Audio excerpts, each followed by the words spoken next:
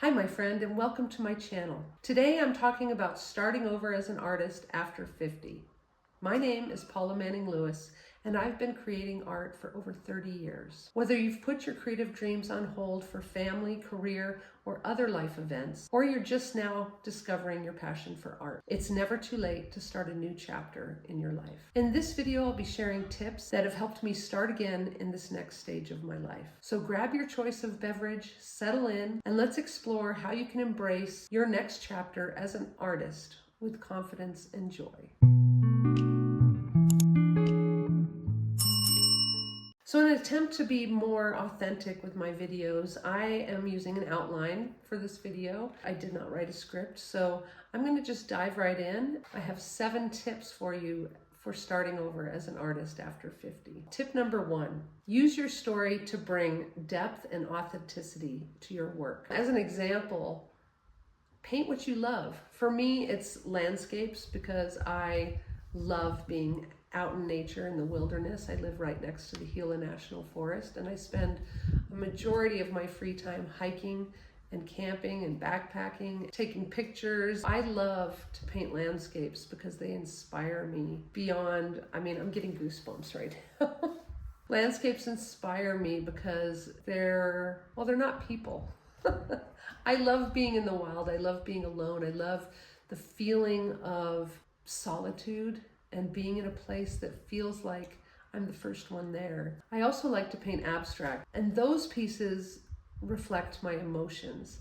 I paint what I'm feeling. So on to tip number 2. Allow yourself to experiment and play with your art. This is how you're going to find your style and build a body of work. So you can start building your style by doing daily painting, or you can even do painting challenges. I once did a series, a self-challenge. I started with 8x10 canvas boards, and every day I would do a different expressionist painting. It was a great exercise for getting more comfortable with the paints and more comfortable with my brush. When you're building a body of work or finding your style, browse on the internet and look for other pieces of art that you really love. Explore those pieces and decide, what is it about this art that I love?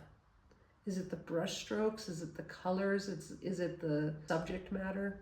Make a list of things that you love about other paintings. Use it as an exercise to find your style. Tip number 3, use social media, old friends, and colleagues to build a supportive community. You can do this on social media.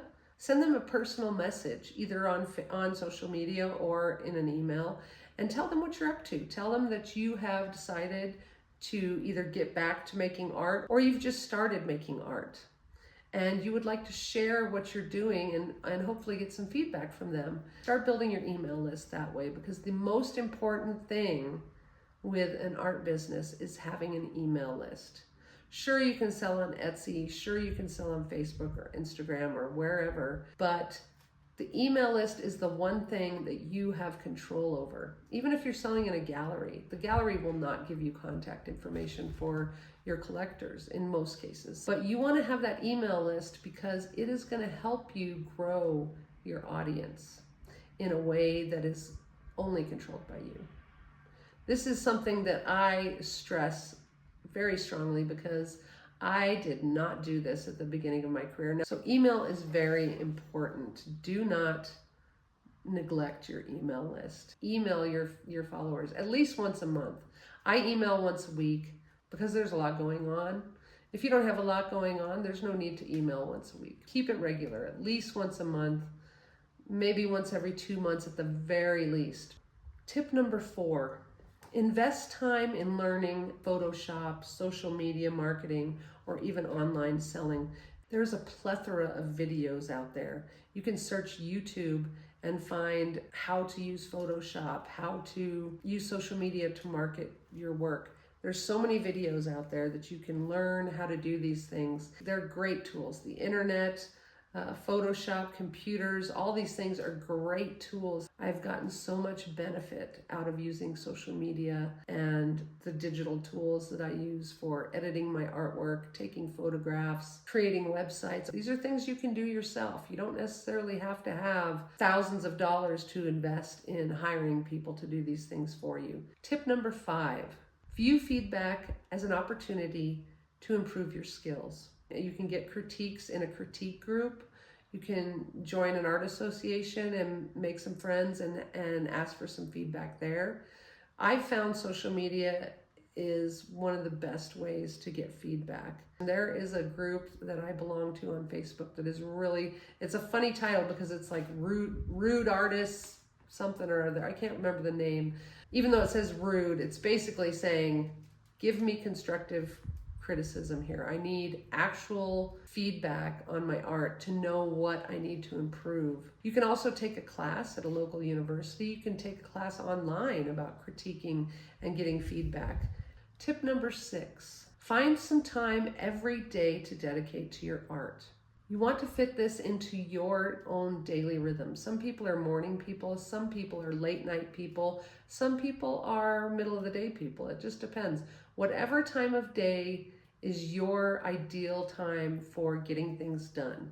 What I do is I have a schedule where I've set up blocks of time, and I have blocks every day at the same time. I paint from 12:30 to 2:30, and then again in the evenings from about 6 to 8. Those are non-negotiable. Those are my time for painting. Sometimes I'll use it for creating YouTube videos or filming or those things, but basically that time is for creative time. That's the time I spend making my art. I also have blocks of time set up for marketing, for emailing, for all of the different things that I need to do as an artist for marketing and selling my work.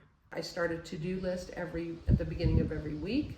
I found it works better to have blocks of at least 2 hours.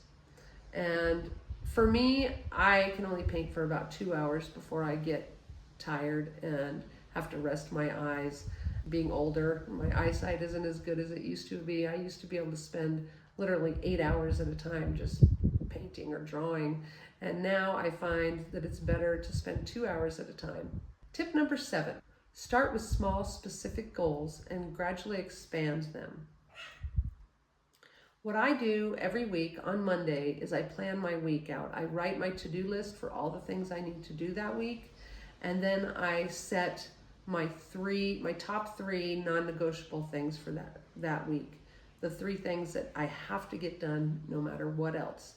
For instance, my husband is a teacher, and during summer break, I usually take a lot of time off from my studio. I don't spend as much time painting. I don't spend as much time working on things. But I do set those 3 non-negotiable goals for each week, and I get those 3 things done before I do anything else to make sure that those things are done. My top 2 that are basically every week, filming and posting my YouTube video for the week and sending out my weekly email. The third thing is usually, during the summer, is usually getting ready for a market on Saturday or getting ready for a show that's coming up, varnishing paintings, all those kinds of things, hanging shows, whatever it may be.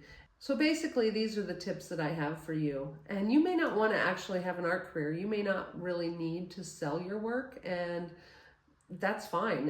When you first start out making art, it shouldn't be about selling art. It should be about enjoying yourself, stress relief, having fun, just doing something that you always wanted to do and doing it well.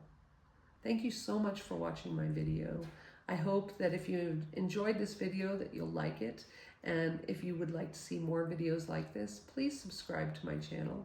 If you have any comments, if you have any stories of your own to share, please leave them for me in the comments. And if you have any doubts about being an artist, put those comments down there too. I'd love to help encourage you to be creative. Have a wonderful day, week, month, and year, and I'll see you next time.